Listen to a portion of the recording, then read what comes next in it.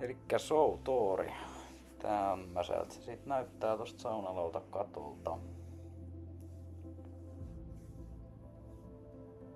Tosi kiva tommonen laguuni ja vesi on siis kirkasta.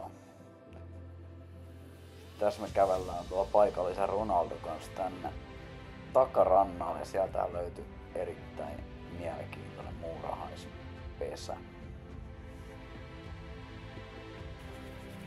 Saarelta löytyy tosiaankin tosi monimuotoista luontoa. Kaiken näköistä. Tästä lähempäätä laguuniin.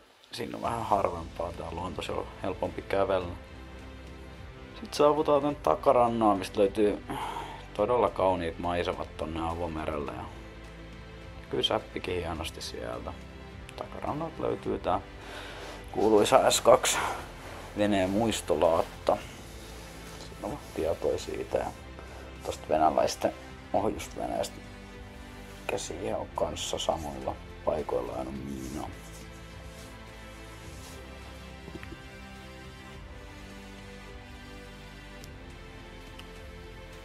Tässä on nopea kuvaus tosta saaren toisesta grillipaikasta.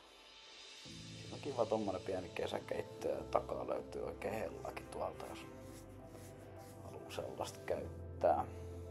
Saa tosiaan 2 kivaa grillipaikkaa tossa ihan rannassa.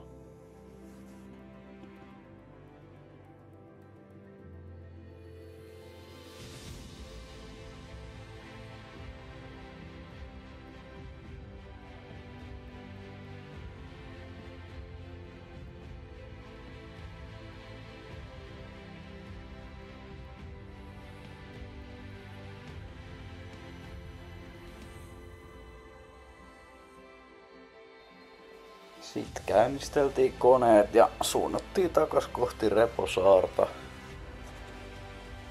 Tää on aika matala tää Outoorin ranta, että kun täällä käy, niin kannattaa ajaa aika tarkasti noiden linjataulujen avulla tonne, niin ei osu sitten kivillä. Siinä pääsee kuitenkin melkein 2 metrin syväyksen omaavalla veneelläkin, mut juu, tarkasti ajakaa kun siellä käyttää.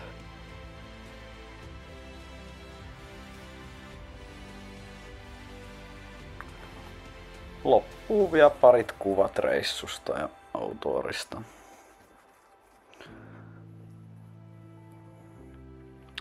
Siinä näkyy tosiaankin säppi siellä horisontissa.